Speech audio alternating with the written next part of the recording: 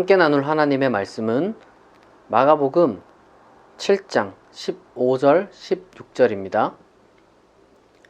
무엇이든지 밖에서 사람에게로 들어가는 것은 능히 사람을 더럽게 하지 못하되 사람 안에서 나오는 것이 사람을 더럽게 하는 것이니라. 아멘. 10월 31일은 종교개혁 기념일입니다.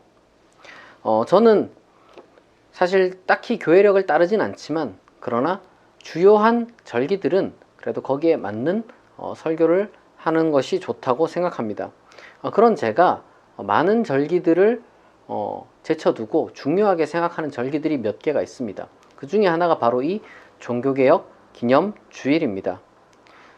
이 개신교 교회에서 종교개혁 기념일에 그 종교개혁 관련된 설교를 하지 않으면은 어디서도 이 종교개혁에 대해서 이제 들을 수가 없게 되므로 제가 나름대로 이제 결단한 그런 게 바로 이러한 절기 설교입니다. 사실 그래서 이 실천을 제가 작년부터 했어요. 그래서 작년에는 루터에 대해서 제가 설교했습니다. 이번 종교개혁 기념주일에는 그 스빙글리를 여러분들에게 소개하도록 하겠습니다. 루터는 독일 사람이고 스빙글리는 스위스 사람입니다. 우리가 흔히 16세기에 일어난 유럽의 종교개혁을 이야기할 때 이 독일과 그리고 스위스에 대해서 이야기를 많이 합니다. 그리고 각각의 대표가 루터와 스빙글리죠. 실제로 두 사람은 동시대인이기도 해요. 바로 이 스빙글리의 생애를 살피면서 이 종교개혁 기간 중에 바로 그를 통해서 역사하신 하나님에 대해서 우리가 함께 생각해 보면 좋겠습니다. 우선 스빙글리의 생애에 대해서 여러분들에게 말씀을 드리자면 그의 그 어린 시절이라든지 그의 어떤 그 학창 시절이라든지 여기에 대해서 우리가 아는 게 많지는 않습니다. 다만 우리가 그에 대해서 아는 것을 몇 가지만 정리해서 말씀을 드리면 스위스 취리히에서 1484년 1월 1일에 태어났습니다. 신학을 공부했고 음악에도 어느 정도 재능을 보였던 것 같습니다. 그리고 종교개혁 이전 사람이니까 신학 공부하고 나서 당연히 사제로 서품을 받았죠. 그리고 이제 그 스위스가 전쟁 용병이 주 수입원이기도 해서 이제 전쟁에 잦은 참여를 했었는데 스위스의 다른 사람들을 살피는 그 일에는 필연적으로 전쟁에 참여하고 이제 그 군종 사제로 그 현장을 바라보고 그들을 위로하는 일들을 스빙글리가 많이 했습니다. 그리고 이제 그러한 어떤 신학을 공부하고 그런 어떤 젊은 시절 활동을 하던 그때에 그가 굉장히 중요하게 생각했던 그 당대의 지식인이 바로 데시데리우스 에라스무스입니다. 에라스무스에 대해서 이제 스빙글리가 알고 그의 사상에 대해서 굉장히 많이 배우고 편지도 주고받고 그러합니다.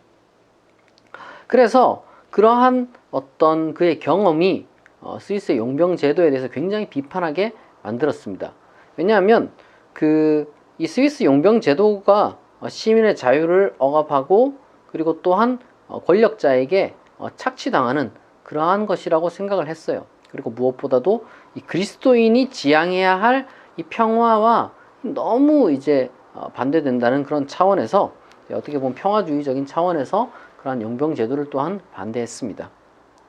한편으로 이 스빙글리가 취리히의 그로스민스터라는 아주 그 중요한 교회의 사제가 되자 그가 맨 처음에 취했던 여러 가지 많은 과감한 행동 중에 하나가 이 교회력을 탈피하고 성경을 순서대로 전부 다 가르쳐야겠다라고 생각을 하고 마태복음부터 설교한 겁니다. 그러니까 자기가 봤을 때는 이제 이 교회력에 따르는 것이 실용적이긴 해요. 왜냐하면 성경 전체를 부분 발췌해서 1년 동안 어떤 교회의 중요한 내용들을 사람들에게 가르친다는 그런 의지가 있으니까 그런 것들이 이제 일종의 전통적인 방식이었고 실제로 오늘날에도 그러한 교회력에 따라서 설교를 하시는 목사님들이 많이 있습니다.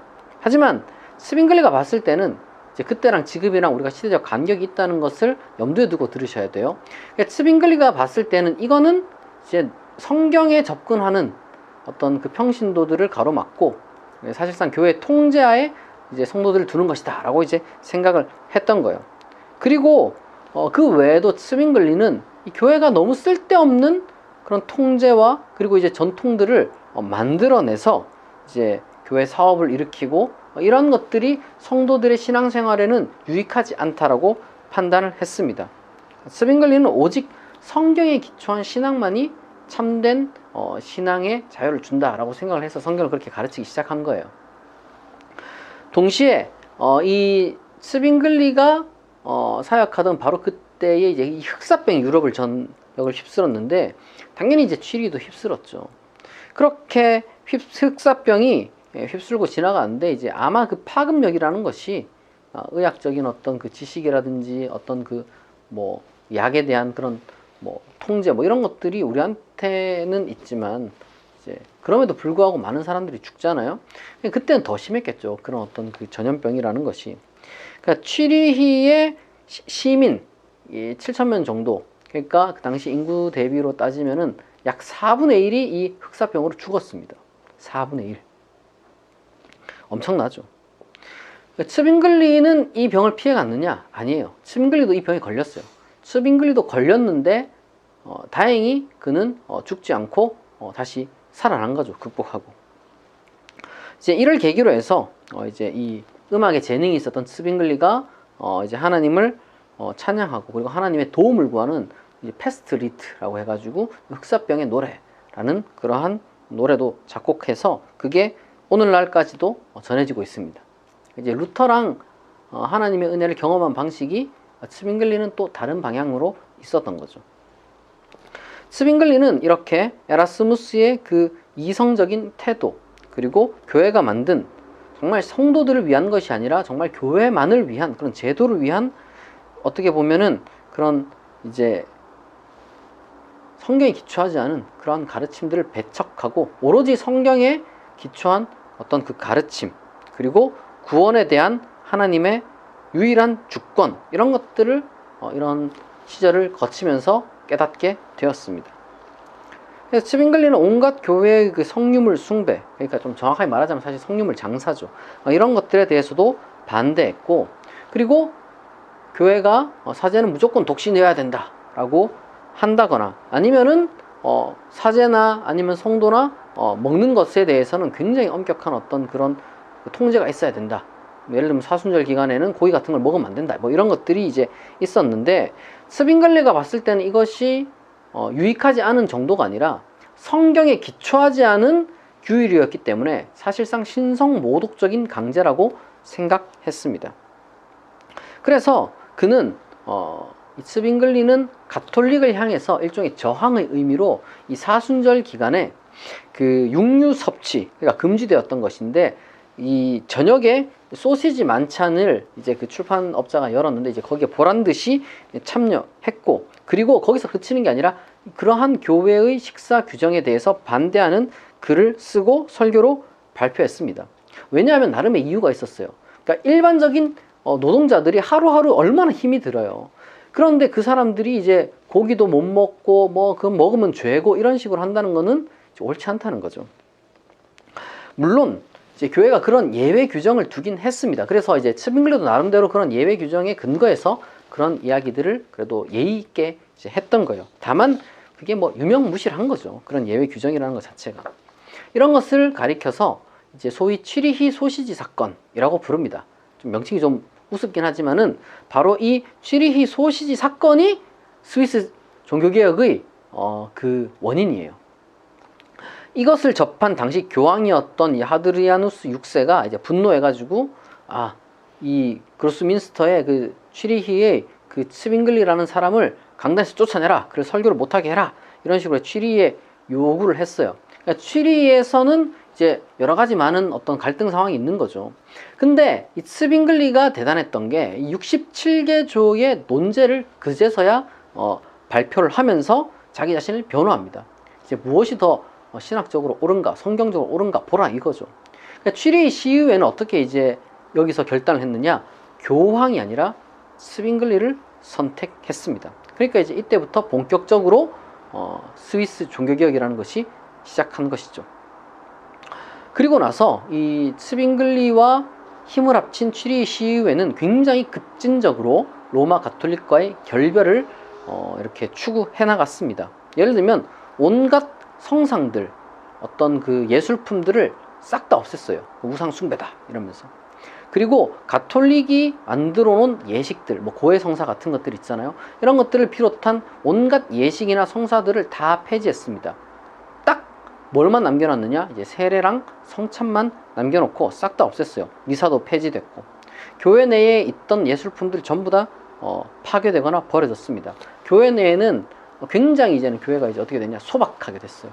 그리고 소위 말해서 순전한 말씀의 예배만이 이제 교회를 가득 채우게 되었습니다. 이게 이제 스빙글리 혼자 했으면 안 됐는데, 그래도 시의회가 스빙글리랑 손을 잡아가지고 이게 그래도 좀 일사천리로 이렇게 종교개혁이 이루어졌던 거죠. 그리고 이제 무엇보다도 스빙글리가 강력하게 반대했던 그 독신 강요가 이제 폐지되고, 사제들도 합법적으로 결혼할 수 있게 되었습니다. 그런데 문제는 이러한 그 종교개혁 운동이라는 것이 이렇게 쭉 잘 나가면 좋겠는데, 저마다 다 이제 운동하는 사람들이 고집도 있고 개성도 강했어요. 왜냐하면 자기가 이제 있었던 그 기존의 것들을 이제 벗어 던지고 새로운 운동을 하는 것이다 보니까 이게 이제 고집이 있을 수밖에 없죠. 그러니까 옛 부패한 가톨릭 교회라는 하나의 공공의 적이 있었던 게 아니라 동시다발적으로 종교개혁이 일어났는데, 이제 이 종교개혁자들이 힘을 합쳐가지고 가톨릭을 비판하고 뭐 새로운 교회의 어떤 그 비전을 하나로 갖고서 서로 힘을 합치고 이랬으면 참 좋았을 텐데, 그런 게 아니라 이제 가톨릭도 적이고 서로가 또 서로에 대해서 사실상 늑대가 되었던 거죠. 교황파가 있고 급진적 제세례파도 있고, 그리고 뭐 독일의 루터파, 그리고 취리의 스빙글리파, 이게 이제 서로 잘 섞이지가 못했어요. 그래서 마르부르크라는 지역에서 루터와 스빙글리가 한번 좀 만나서 대담을 해보자, 끝장 토론을 한번 해보자, 이런 식으로 이제 한번 대담을 합니다만은, 유감스럽게도 여러 가지 다 합의를 봤어요. 전부 다 합의를 봤는데 성찬 문제에 있어서는 합의를 못 봤습니다. 그게 뭐 신학적인 이유도 있지만, 사실 좀 더 깊이 있게 들어가면은 이게 이제 교회 정치적으로 상당히 민감한 문제였기 때문에, 이 루터와 스빙글리의 역사적 만남이 유감스럽게도 이 종교개혁의 운동을 하나로 모으는 것이 아니라 오히려 굉장히 오늘날까지도 루터파와 개혁파가 결별하게 만드는 계기가 되어버렸습니다. 게다가 독일 전체가 루터의 입장을 지지한 것이 아닌 것처럼 스위스도 마찬가지예요. 스위스도 다 스빙글리를 또 지지한 게 아니었습니다. 스위스 전체에도 이제 스빙글리파가 있고, 그리고 이제 주로 교황파가 있었던 거예요. 우리나라에는 그 시라든지 도라든지 이런 식으로 이제 구별하잖아요. 뭐 서울시, 경기도 이런 식으로 이제 구별을 하는데, 스위스에서는 그러한 표현을 이제 칸톤이라고 표현합니다. 칸톤. 이 칸톤이라고 표현하는데, 이 스위스 종교개혁이 시작된 이후에 가톨릭을 지지하는 칸톤들이 있고 스빙글리를 지지하는 칸톤들이 서로 나뉘어가지고 이제 좀 대립을 했던 거죠. 그리고 심지어 이 대립이 그냥 끝난 게 아니라, 그 당시 때 이제 전쟁이 원래 좀 잦았잖아요. 그 유럽에.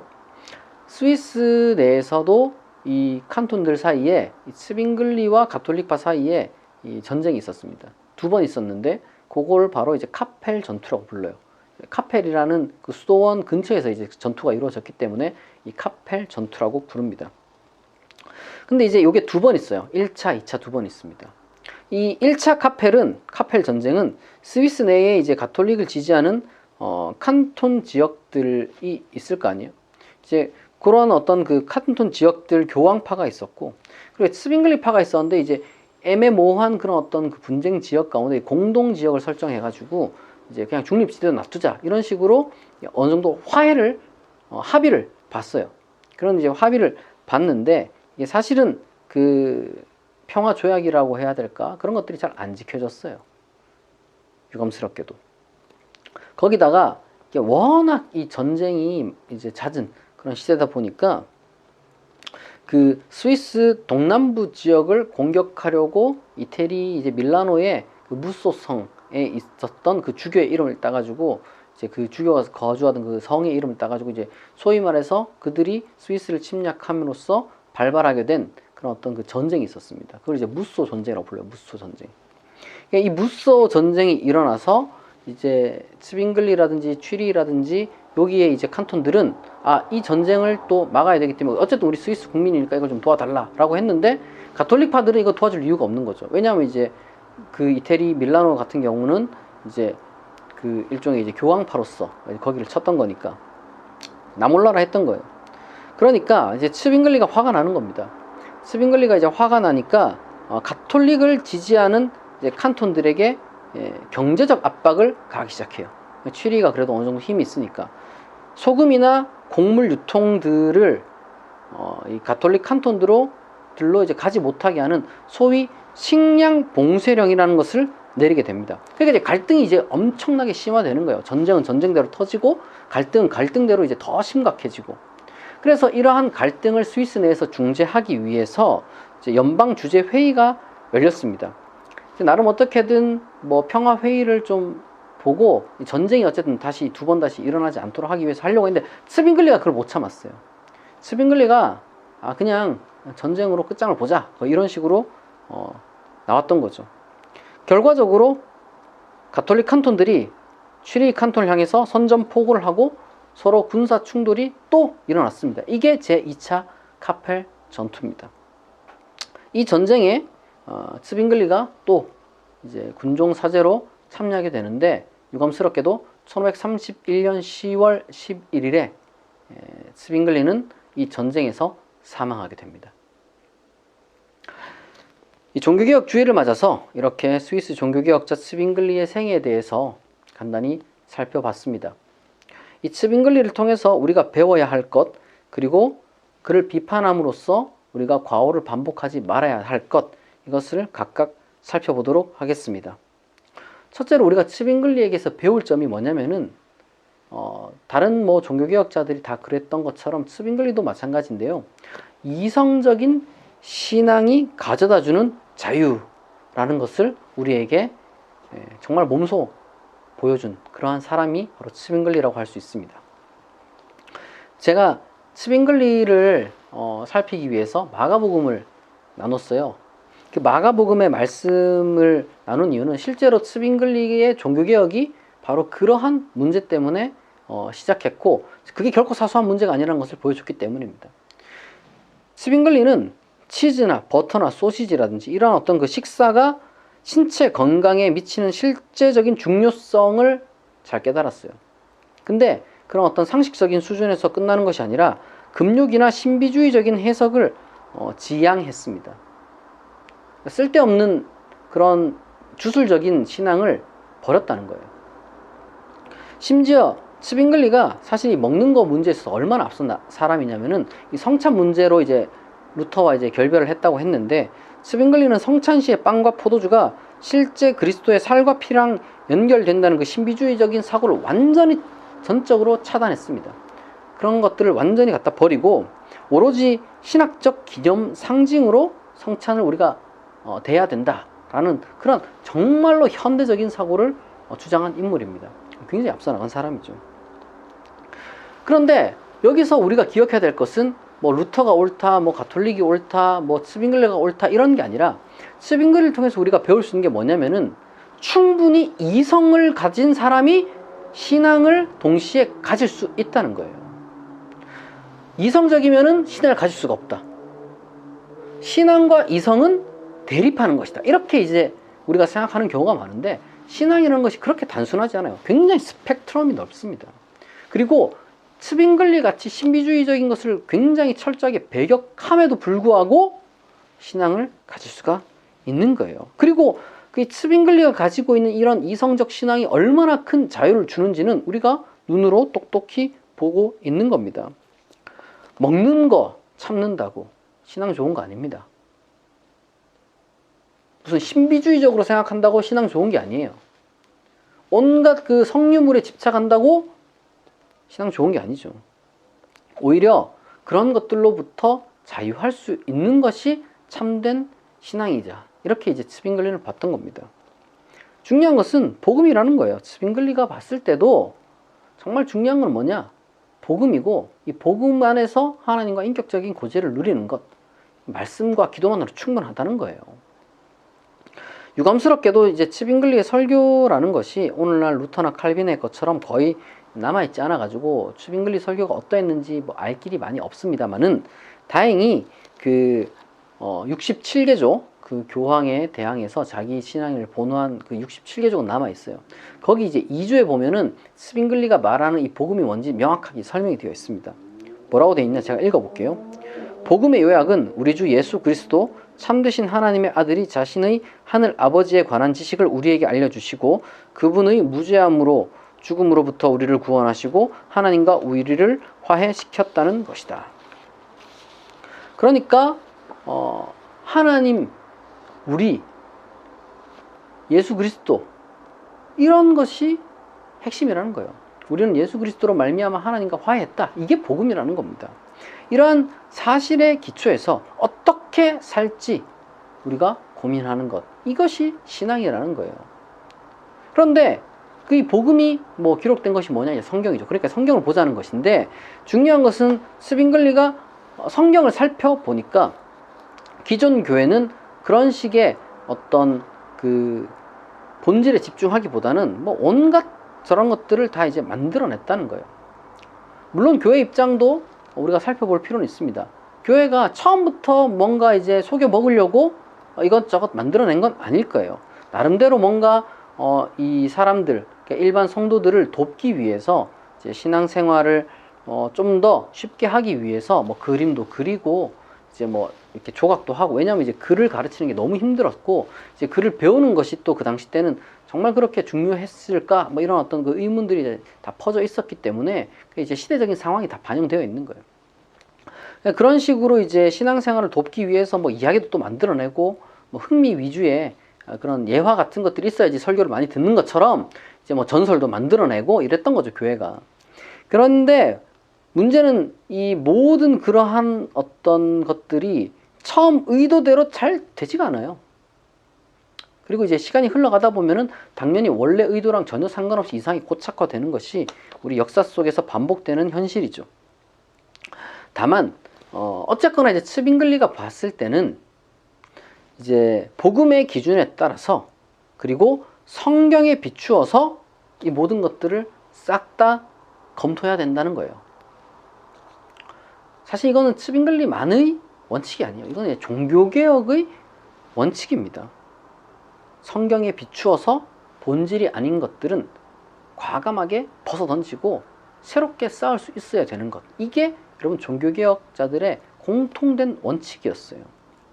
그 중에서도 스빙글리 같은 경우는 이러한 신앙을 그럼 우리가 어떻게 구축해 나갈 것인가 라고 했을 때 이성이 굉장히 중요했고, 그리고 이제 결과적으로는 자유가 중요했던 겁니다.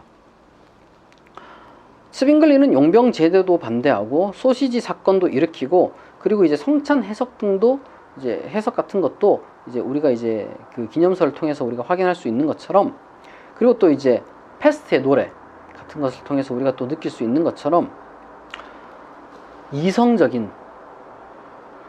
그러나 이제 이성 제일이 아니라, 그리고 이성이 전부고 신앙이 없는 것이 아니라 이성적인 그 신앙은 충분히 주화가 될 수 있다는 것을 잘 보여줬어요. 그게 스빙글리입니다. 용병제도 반대 같은 것도 단순히 정치적으로만 해석한 게 아니라 신학적으로도 해석을 했던 거예요. 성찬 같은 경우도, 소시 사건 같은 경우도, 정확하게 말하면 금식 같은 거죠. 그러니까 이런 모든 것들이 전부 다 신앙 안에서, 이성적인 신앙 안에서 어떻게 실천해야 될까를 고민했던 사람이라는 겁니다. 이성적 사고가 신앙적 사고와 충돌하기 때문에 이성적으로 사유하는 것을 겁내는 사람들은 다시 생각해야 돼요. 오히려 우리의 이성적 사고는 우리의 신앙을 훨씬 더 빛나게 다듬어 줄 수 있습니다. 과연 올바른 결과로서 그러면 열매가 뭐냐? 열매로 안다고 하잖아요. 그럼 열매가 뭐냐? 자유입니다. 자유. 스빙글리의 자유는 어떤 자유나? 집착으로부터의 자유, 강제로부터의 자유입니다. 집착, 강제, 이런 것들로부터 자유할 수가 있어요. 신비한 게 사라지면 어떻게 신앙을 유지할 수 있습니까? 라고 물어볼 수 있지만 복음 그 자체가 신비잖아요. 더 이상 더 많은 신비가 우리에게 뭐가 필요하겠어요? 여러분의 신앙의 중심에는 뭐가 있습니까? 복음이 있습니까? 아니면은 인간이 만들어낸 유전이 있습니까? 그리고 또한 여러분은 신앙을 이성적으로 반성하고 있습니까? 아니면 맹목적으로 쫓아가고 있습니까? 마지막으로, 그래서 여러분은 자유합니까? 이거를 스윙글리를 통해서 우리는 배울 수 있다는 거죠. 그리고 둘째로, 유감스럽게도 스윙글리도 사람이에요. 그러니까 스윙글리에게도 밝은 면이 있는 반면 어두운 면도 있을 수밖에 없습니다. 스윙글리도 인간인지라 잘못된 점들이 있었는데 가장 큰 문제가 뭐냐면 흑백 논리가 강했던 사람이란 거예요. 예를 들어서 스윙글리는 성상 파괴 운동이라는 것을 일으켰어요. 취리에서. 그래가지고 교회건 어디건 예술품이란 예술품 싹 다 그냥 뭐 다 없애고 다녔습니다. 이 스윙글리의 성상 파괴 운동은 교회 문화유산에 심각한 타격을 줬어요. 근데 물론 정작 또 자기가 하는 사업들, 뭐 성경책을 펴낸다거나 이런 거에는 또 이미지나 형상 잘 사용했어요. 그러니까 스윙글리는 아마 이제 우상 숭배를 타파해야 된다 라는 어떤 그 신학적인 목적이 있었을 것이고, 그리고 취리 시에서 돌아다니는 게 돈이 너무 아까웠던 거예요. 가난한 사람들한테 흘러 들어가면 참 좋을 것이 너무 많이 그런 예술품으로만 이제 흘러 들어간다, 이러한 어떤 그런 경제적인 그런 것들도 있었기 때문에 어떻게 보면 이제 복지적인 차원에서 이제 스윙글리가 이제 재조정을 하려고 했던 것이죠. 그럼에도 불구하고 이미 존재하는 예술품을 파괴하는 것이 무슨 의미가 있었겠느냐, 저는 그렇게 생각을 합니다. 그건 정말 역사의 큰 손실이고, 이거는 이제 자기의 이제 흑백 논리가 강하게 작용했던 탓이에요. 그리고 스윙글리는 자기의 어떤 하는 일에 대해서 정당화가 굉장히 심각했습니다. 지금 뭐 이런 그 예술품을 다루는 혹은 대하는 그 태도에서도 볼 수 있지만, 사실 그것보다 더 심한 게 전쟁에 대한 입장이에요. 그는 종교개혁 다른 사람들이 다 그러했던 것처럼 일단 가톨릭 신앙은 악이었어요. 악. 그러니까 선악 대결이었죠. 이원론적으로 생각을 했는데, 거기다가 이제 그가 어떤 그 적대감이 너무 크다 보니까 스윙글리가 처음에는 이제 황소의 우화라고 해가지고 동화 같은 걸 만들어가지고 스위스인들이 용병 제도에 이제 뭐랄까 그걸로 이제 돈을 벌고 먹고 사는 거는 이용당하는 것이다, 이런 식으로까지 이제 호소를 했음에도 불구하고 이제 시간이 지나니까 자기가 지금 이제 종교개혁을 또 해야 되다 보니까 이제 전쟁을 정당화할 수밖에 없는 그러한 생각을 갖게 돼버린 거예요. 뭐 아마도 제 생각에는 이 스윙글리가 이제 점점 더 이제 어떤 그 권력이라는 것이 강해지고 지배력도 확장이 되고, 그리고 이제 전쟁을 계속해서 참여하다 보니까 이게 뭐 전쟁이 이제 당연한 자기 삶의 일부가 되어버린 거죠, 이 사람이. 그렇기 때문에 이제 자기 정당화가 너무 자연스럽게 이루어졌어요. 스윙글리가 이제 1531년 카펠 전투, 제2차 카펠 전투에서 사망을 했는데, 바로 그 전해에 하나님의 섭리라는 그런 글을 쓰면서 이렇게 이야기를 했습니다. 폭력으로서 폭력을 중단시키거나 정의로운 전쟁에서 불의하고 불경한 원수를 죽인 경우 그 사람은 살인죄에서 자유롭다. 이제 어떻게 보면은 그가 평소에 주장하던 그런 평화로운 그런 어떤 그 신학적인 그리스도인의 자세, 이런 것과 너무 거리가 멀죠. 그래서 사실 루터도 이제 스윙글리가 이제 카펠 전투에서 사망했을 때 그냥 칼로 흥한 자는 칼로 망한다, 뭐 이런 식으로 굉장히 냉소적으로 대했습니다. 물론 그렇다고 이제 뭐 루터가 또 잘했느냐 그런 얘기를 하는 게 아니에요. 그런 식으로 인간이라는 것은 연약하다, 이걸 지금 말씀드리고 싶은 겁니다. 그러니까 이제 루터든 스윙글리든 훌륭한 종교개혁자들이지만 그 사람들을 우상화해서는 안 된다는 거예요.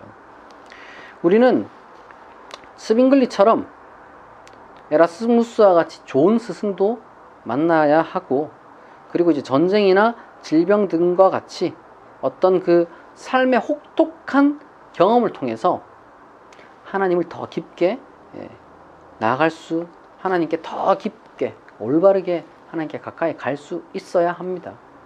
왜냐하면 우리가 만나는 사람들 중에는 이상한 사람들이 너무 많아요. 그리고 또한 우리가 살다 보면 좋은 일만 있는 게 아니에요.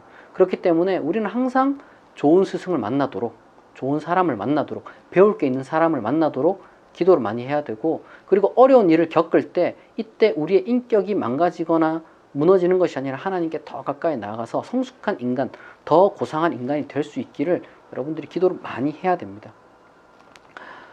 스윙글리는 다행히 그렇게 했어요. 그러나 유감스럽게도 스윙글리는 흑백 논리에 빠져버렸습니다.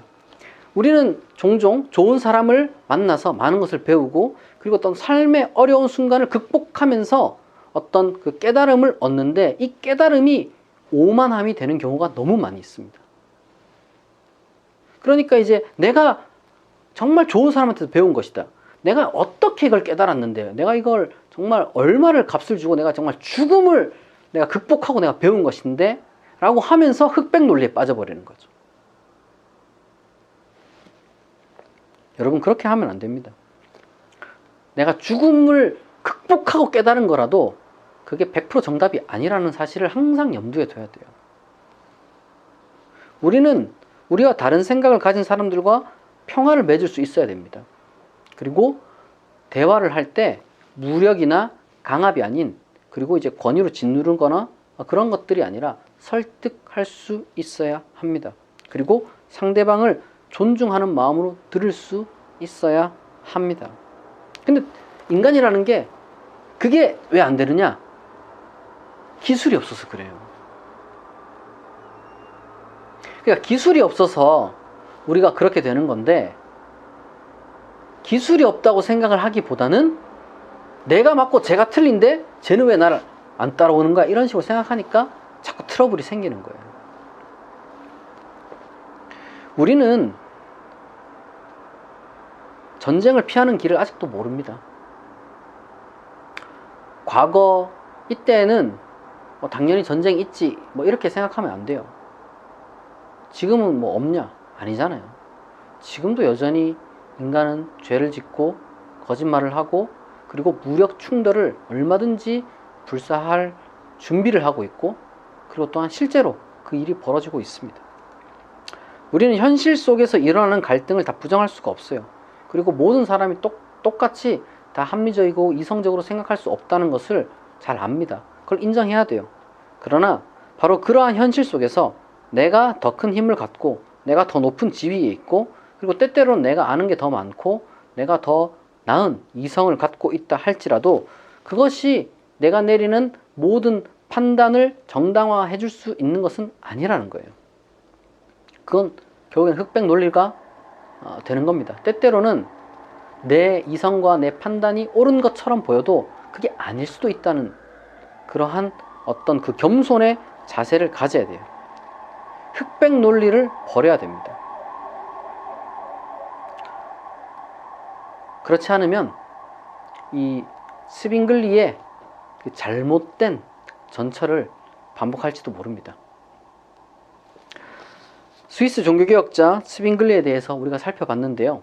그의 좋은 정신을 본받아서 이성적 신앙을 통해 자유를 누리되 아직 그러한 영역에 이르지 못한 것처럼 보이는 혹은 나와 다른 생각과 신앙을 가진 사람들을 배려할 줄 아는 저와 여러분이 되어서 스빙글리에게 좋게 스빙글리를 쓰신 그 하나님이 여러분의 하나님이 되어서 여러분이 속한 자리에서 좋은 영향력, 선한 영향력을 미치고 그리고 또한 스스로가 정말 이성적 신앙 안에서 자유함을 누릴 수 있고 그리고 미처 스빙글리가 갖지 못했던 그 다른 사람들과의 평화도 누릴 수 있는 사람이 될 수 있기를 진심으로 축복합니다.